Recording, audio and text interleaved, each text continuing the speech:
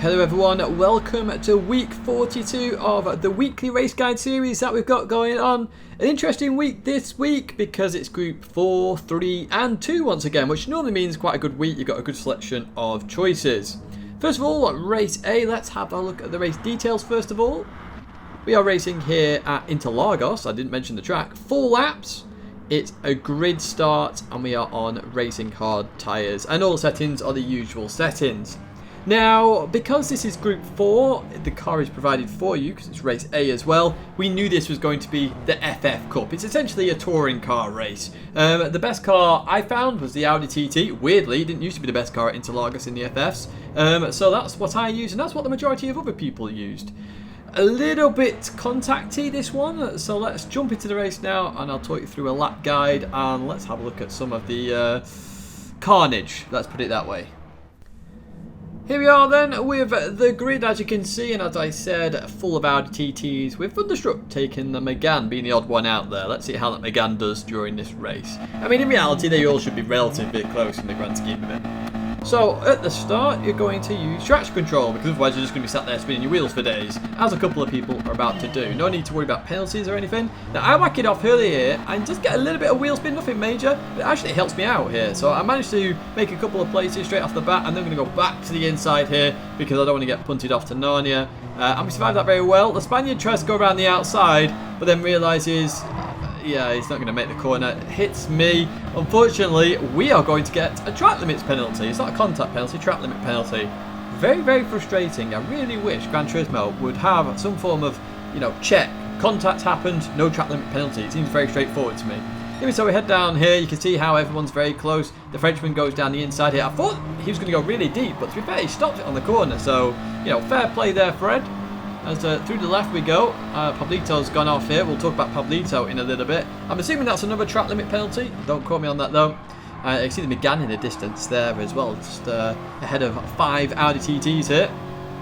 But obviously here... oh, actually, look up ahead. You just saw somebody go to Narnia here. Let's zoom in on that Narnia person. Boom! That's a takeout and a half, isn't it? So we are now joining this carnage. Literally... we don't know where to go here because everyone is everywhere. You see someone launch it down the inside. Oh, look, it's Pablito again. Yeah, and then we get tagged as well. All sorts is kicking off. That Pablito guy, yeah, he's a bit dirty. You'll see why later on as well, to be honest with you. But, yeah, for now, the Spaniard goes deep. I sort of expected that, so I just decided to do the cutback, basically, nice and easy. But now what we're going to do, we're going to speed it up. I'm actually going to go into the track guide because it's a bit busy this race, so this is like we're going to do it. On the left-hand side, you can see that red pit box area. That's what I use. That's what I use for most things, actually. That's my marker. If I need to brake later, I brake later, brake earlier, brake earlier. That's a good marker to use. You want to get really tight here. Keep it in third gear. If you go in second, you get a lot of wheel spin. Third gear just stops that wheel spin a little bit. You could just control the car, essentially, through there and continue on. As I had a bit of a stutter then, no idea why, but anyway, continue on. All the penalties about to be served. There's penalties everywhere. Pablito actually does the right thing here and goes to the left and gets out of the way. Megane's on the racing line there. But as you come into this corner, this right hand side here, literally where the tarmac is, that's your brake marker. Use that. Very nice mark. I use it for everything.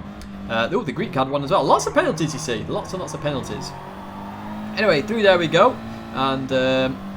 yeah, just carry on as normal for now. Avoid going on the AstroTurf, it's very slippy out there. Now as you head up here, normally I use the markers in the middle of the road. This time I'm just using the 50 marker. I just found that more easy to use in this car. And you want to just drop to 4th gear and try and get the car turned in. It really wants to understeer here. You can see that as well there. So I stay in 4th gear to avoid that wheel spin. Otherwise you're just wheel spinning for days out wide. As you head to this right-hander, use the tarmac on... not tarmac, the... tyre marks on the left there, sorry. That's what I use for everything, by the way. They're always there. It's a really good marker. And then you want to cut quite a lot of this corner on the inside. Keep it in second gear. Just balance the car. I'd slight dab of the brake there, just keeping it tight there. And as I accelerate out, I chuck it to third early to avoid any wheel spin. As we head up to the right-hander, I use that green AstroTurf on the left-hand side as a marker. I use that for everything again. These are my standard markers at Interlagos, basically. Ones that you can use constantly. So second gear again, and now I want to avoid wheel spin as much as I can. You notice how I short shift again a little bit here. And as you come through here, you may have to lift off a little bit. I lifted off a little bit there, and a little bit again. And as you head towards the final corner, there's that brown mark there, the circle stylish one. That's what I use, believe it or not. And it is very obvious when you're actually racing. Obviously, in this video, it might not seem as obvious. But you know, if you start picking it out, you'll always pick it out. And then it's happy days from there on. As the Greek unfortunately gets a penalty there. So obviously we're going to have a run here, fighting for P4. Let's see what we can do then. Heading down here, go towards the inside. The Greek goes towards the right, so effectively gives me this position. I'm not sure whether he did want to give it me or not, but maybe he just didn't want to fight because of the penalty. Try and save that for later on, which is actually quite smart racing in the grand scheme of it. Tries to go around the outside, not going to quite work. Backs it off there. It's just going to sit behind now. So, you know, fair play. Good racing. Well played, sir. Or ma'am. I don't know if it's a boy or a girl or not. But anyway, let's continue on with the racing as we advance towards the end of that lap. And you see we've got a run on James and Juan here. Now I go for quite an ambitious overtake, to be honest. I probably shouldn't have gone for this, but I did anyway. There was room there, so I'm braking. Obviously I'm going to try and stop the car. I couldn't go any further, so I let him go, and then Pablito decides to hit me anyway. No idea why. And he gets a penalty for it, which is fair game in my opinion. You know, you just hit the car. Probably a little bit harsh, but then, yeah, Pablito decides he wants to brake check me here for some unknown reason. Gets fired off into the barrier, and the great thing is, I don't get a penalty. Woo! Working penalty system. But yeah, as you can see, he's a bit of a moron apparently. So yeah, well done, mate. Well done. Round of applause for you. Round of applause in the Premiere chat if you are watching in the Premiere. Anyway, we continue on with this race then. The Megane on the outside there just runs a little bit deep here. We're going to be on the inside then as we head towards this right-hander. And going to try and keep it tight. Obviously, the Megane's going to be on the inside here, so I'm going to have to be careful. He does give me room. I give him room as well. Slight tip on the exit, that's nothing major, that. As we then head up towards this right-hander. And we have got that position now. Just stop at the apex, accelerate out. It should be golden there.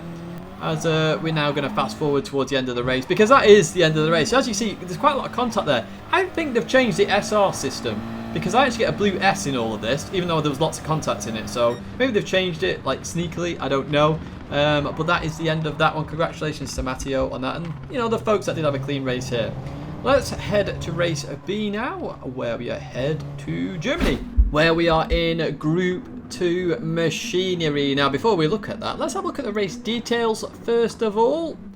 We are racing 4 laps here at the Nürburgring. It's the GP layout, by the way. We have a rolling start, so just be careful on that last corner, and we are on racing hard tyres. So a flat out sprint race in these Super GT machines, and the best car of the lot, of course, or the most stable car is the GTR 16, obviously the latest Super GT car from Nissan, and that is the car that I use in this one. There is an NSX which is higher, but that's going to be a bit sketchy over the chicane, so just be aware of that. GTR very stable throughout this lap, so that is the one I would pick. Let's jump to the race then, which was my second race, because in the first one I got absolutely murdered. Accidentally murdered, I would say, rather than an actual murder. So this is the second race, and we have some good action in here, as well as a lap guide. Here we are then at the start, and as I suggested, most of the grid is in GTRs. We've got the odd Lexus in there. I think in the first race it was an 08 car, but there's a lot of corners at this circuit. The 08 cars, where they were actually good at Spa, they're not going to be good at this circuit, let's be honest here. Lots of corners, you need lots of downforce. The modern cars have the downforce. As we get ready then, you might want to use traction control in this last corner. I don't, just because I was already used to the car after my first race, where I went to Narnia. So let's have a look at what happens in this race. As I say, this is a better one, which is why I'm doing it. We're actually going to jump straight into the track guide as well, because it's a rolling start, of course. It's what we normally do. Heading towards turn 1 then, you're going to use the end of that tarmac on the left hand side. That's what I use here. We have strong brakes in these Super GT cars, so you can brake very late there. And you're actually going to go to first gear in this car. Now, you want to really clip that apex there and then just belt it out of here. The car will stay fairly stable here. And then it's normally a slight lift here. I had to slam on there as I thought the Spaniard was coming straight across like he did. As we head down towards this corner then, on the right side, I've talked about this before, lots of marks on the curb there. That's what I use as a marker to then brake and then really try and get it tucked in, because there's a lot of grip on the inside here. If you get it on there, you can really turn around. Keep it to the left and go for a nice line through the right-hander, and you can see why you do that. It's such an advantage as you come out that corner onto this straight. As you head down here, if you look at the right in front of you right there, as the Nürburgring GPD track goes off, that's where you are braking there. You're going to drop to third gear, try and get it rotated into the corner if you can, and then get it over to the left as fast as you can, and the end of that red curb in on the left, that's where I then brake for the right and I drop it to second gear. So you drop in a gear and then another gear basically in that little section of corners. Try and get it tucked in, accelerate out, use all the curb on that exit. It's there to be used as we head down towards this hairpin. As you get down towards the bottom of this hairpin, right inside, you then have that track position, or the positions there on the right side marker. That's what I use as a brake marker. And I'm going to straight line the brake in here as best as I can. That's how I straight line brake it. I overlaid a little bit there. Second gear out the corner. Happy days. We accelerate up to the Schumacher S then. This one is normally a slight lift if you want to make sure you get it right. You can flat it if you're going for the ultimate lap. In a race, you might want to just slight lift just for ease, let's be honest. As you head towards this left-hander, I'm using that curb up there as a marker. I brake a little bit early here. Now, if you brake, the later you brake, the harder it is to get it right. So just be careful of that. You notice how I trail braked a lot of that, and I was in second gear. You can brake later and closer to that. That's what I use. And in this right-hander, it's just dab the brake and chuck it in, third gear, accelerate out. That's why I've not stopped it there in terms of markers. As we head towards the chicane then, you're going to look for the 100-meter board essentially, and where the sort of grid goes out a little bit there, that's what I use rather than the 100-meter board, just in case it disappears. And you don't want to cut the first part of the chicane, but you can cut quite a lot of the second part. Now if you cut the first one too much, you're going to get a penalty, whereas the second one allows more freedom essentially. As we see one person go to Narnia there, but we survived that. And finally, we have White Van Man. He is back. We're going to use that white van on the right side as your final brake marker for the last turn. Obviously, it's a right-hander. You're looking right. So, nice and easy. Second gear, and you can accelerate quite early on here. You notice that. A couple of little wiggles there from people up front, but if your steering is consistent, it should be fine there to just belt it out of there. Right, we're going to have a race now with Stiggy. We've got a member of Super GT's team there, R4M. And let's see what we can do here. So I take a really wide line here because I was hoping Stiggy was going to run wide. He doesn't actually run as wide as I thought he would, and obviously he's fighting the German up ahead. So I managed to get down the inside here, but obviously that's going to give Stiggy the inside for this one. But I knew that was going to happen, so I was just thinking about the same move I did previously, get the run out the corner, which I do. R4M member goes off to Narnia there. So 3 wide for a moment, and as we go into this left-hander, good bit of racing here. There's a slight bit of contact, nothing major there, that's just racing. As we then took it into the right-hander here. So we're up into P9, happy days, job done. Advance a bit further on, we've caught up to the German now. See their home circuit here. Let's see what we can do. Heading towards the chicane, obviously huge braking zone this, so you can go for moves here. It is quite dangerous to go for moves, as you see there. I get a tiny bit wrong, a little bit too late, only tiny bit. But we make it all the same. I think Stiggy might have just pushed me along there to help me get P8, so thank you for that, mate. As we come through the right-hander. But yeah, very hard to make a move work there. But I go for it again on this lap. And this one, we are going to get it right. So, as I say, because it's a hard braking zone, it's very tight, it's very difficult to nail, like 100%. But we nailed it here. So down the inside here, stop first gear, we get it turned in there. The Super GT car obviously didn't want to cut it as much as I thought they would want to, so just a slight tap there. Again, nothing major. Different of opinions in terms of racing the line, that's it. Still racing at the end of the day. We head out of that corner, and that is the end of that race. It's quite quick in the grand scheme of it. I actually found it quite enjoyable, to be honest. One I'll probably do again, so yeah, a good race in my opinion. Let's jump to race C then, and let's see what we're doing next. We travel then to the Italian lakes and we head to Lego Maggiore GP, but in reverse. This is one of my favourite circuits. I've had some fantastic races at live events, at World Tour events, and I've had some fantastic races in FIA seasons here. It's one of my favourite circuits. It suits my driving style immensely. Lots of rolling corners, overlaying, trail braking, it's perfect. Let's have a look at the race details then. We are racing 10 laps here on the reverse circuit. It's a rolling start. You're going to have to be very careful at the start, depending where you are on the grid. Some start in a hairpin, some start before it. We're all over the place, basically. We are on racing hard tyres. We have fuel at ×3 and tyre wear at ×7. As you've probably seen in the background, this is Group 3 machinery. So I chose the Audi, of course, because that's how I represent Group 3, essentially. I love the Audi R8 here, especially. I think it's probably one of, if not the fastest car at this circuit. It's very well suited to it, which is why I chose it. Obviously, Group 3, pick what you want, essentially.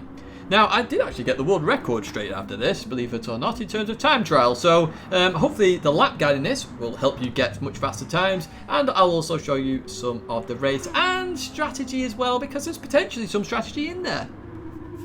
Here we are then, Audi R8 on pole there. So the R8 was actually P2 on the leaderboards. There was an Atenza that Medi had put onto P1. However, as I said just before, I'm in the R8, of course. I love this combo with the R8. It really does suit me very nicely. And I know it very well. I've done lots and lots of laps here in an Audi R8, which is why I got the world record. Woohoo! I've already mentioned that, haven't I? Maybe I'll keep mentioning that throughout the video. I don't know. Anyway, let's get ready with the race. See, I'm on traction control on 1, mainly because we've got cold tyres, a hairpin, and then a 90-degree right-hander, which is going to cause all sorts of oversteer. And I don't want to crash on lap 0. It's not even lap 1, it's lap 0. As you see, the Beetle even get oversteery there, and the Beetle doesn't normally get oversteery.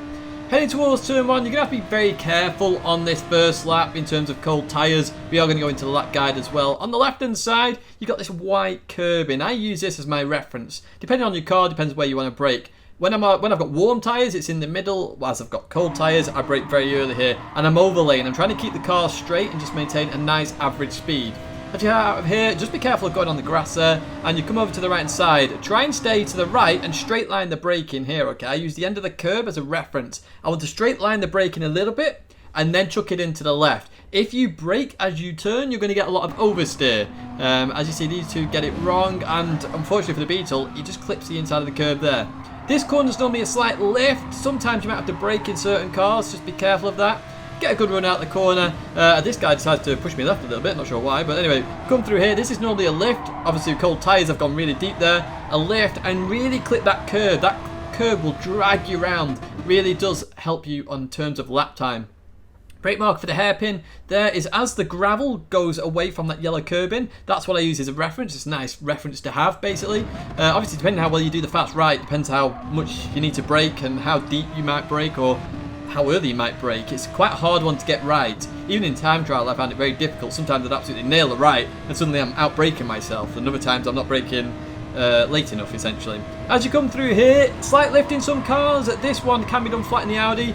Make sure you don't go over the sausage curb. And what you're going to do, I've just paused it here instead of highlighting anything. Basically, you're going to want to straight line the brake in here. So you notice I'm on the brake and the accelerator here. This is just to stop the Audi oversteering, essentially. But it's just a dab of the brake, turn in. I still get a little bit of oversteer. Clip the left there, just like that. And then, again, straight line the brake in here. I drop to third gear at this point, and then I'm going to want to turn in. And I'm just all about balancing the car. It's very difficult to nail this part of the circuit because it's all about balance. It's why I love this circuit so much, because it's something I find I'm particularly strong at, balancing the car. As you head down towards this left-hander, use the end of this curb as your brake marker. And for most people, you're going to want to straight line your brake in here. So you want to sort of direct it towards the exit of the course, basically. Notice how I straight line brake it there, and then I'll come back in. I completely missed the apex here, just cold tyres. I really need to get warmed up with the tyres, but that's what you essentially do. You're going to head up towards the crest of the hill now. Now, I actually stay in fourth gear and hit the limiter. And what I'm doing is I'm going to use, as the red begins there with the grass, that's my marker. Now, I stay in fourth because if I go to fifth, I've then got an extra gear change. And again, it's all about balance of a car. So I want to chuck it in. I do actually abuse that curb a little bit more now. And this is just a little lift. And then as we head towards this left-hander, you're going to brake as the yellow barrier starts there. And again, you want to straight line your braking. So you notice I'm in a straight line here, but I'm pointing towards away from the corner. I'm then going to chuck it in, and it'll be in first gear in this Audi. I imagine most cars are going to be first gear. You want to keep it really tight to give you a nice line on the right. Doesn't really matter about the left so much. The right is more critical, so it's better to get a better line for that. Now, as I was saying, talking about balance, you just got to make sure the car stays balanced throughout all of this. Now, if you have an extra gear change, the weight is affected a little bit more, which is why I stay in fourth and hit the limiter on that corner I was talking about. We've got a race with the McLaren here, the Finnish driver, and through there we go. I just back off a little bit. Obviously, dirty air is going to affect the Audi quite a lot. It's very heavily affected by dirty air as this car. It becomes very unstable very quickly. Obviously, no air pushing down on the car. We come through there, the McLaren just pulls away a little bit here, heading down the hill. Really good overtaking spot this, lots of overtakes happen here. McLaren runs a little bit deep, as do I, and I just catch that oversteer. A little mistake from myself there, just going a bit too deep, not really anticipating the dirty air to be quite so strong there, that I should have done. So we go a little bit deep here, heading up here. The McLaren goes deep, so I think, oh, happy days. I'm going to actually try and steal this. So we're going to have a little bit of side-by-side action here with the Finnish driver. Some good racing here as we go around the outside technically there in towards the hairpin, and job technically done because it's a 180-degree turn. No way you're going around the outside there. So job's a good one, and then through the right as they get a good line there. Notice the Frenchman in front didn't have a good line, so we've got an easy run on the Frenchman here in that Renault. And yeah, we're going to get another position there. Happy days up into P number 12. And again, look at the overlaying happening there just to bounce the car through that corner. I don't want oversteer. Remember, tyre wear's on as well. So heading down here, we've got the Peugeot and the Viper now. It's a mixture of cars in this one. So the Peugeot's looking to get the move done on the Viper. The Viper goes deep, so I think happy days. I'll try and steal that. Oh, someone's got to Narnia there. I forgot about that one. Goodbye, my friend, whoever went to Narnia then. Anyway, we continue on. We've got the Peugeot all over our trumpet here. And I was expecting the Peugeot to go deep, actually, here. But he doesn't, to my surprise. So I was like, oh, okay, I'll keep trying to go around the outside then. And it does seem to work there. But a cracking little bit of racing there with the Peugeot driver as well. Now this, oh my word, are you ready to be scared at your wits? So we catched up to Profit here in the Porsche, and they're just going to run wide there. They've not used that curve. Notice how the curve clipped me around there. And Profit comes back on. I'm like, where's he going? Oh, I had to make a very quick decision. It turned out to be the right one there, but oh my word, how close was that? Now we're going to fast forward a bit more. And you're going to notice the German up ahead make a mistake in the Beetle. So I think, okay, I'll go around the outside here and in towards the braking zone. And then I look at the radar and I see him absolutely launch it. And I think, okay, that's fine. So I'll just go for the cutback here. So we get onto the straight bit.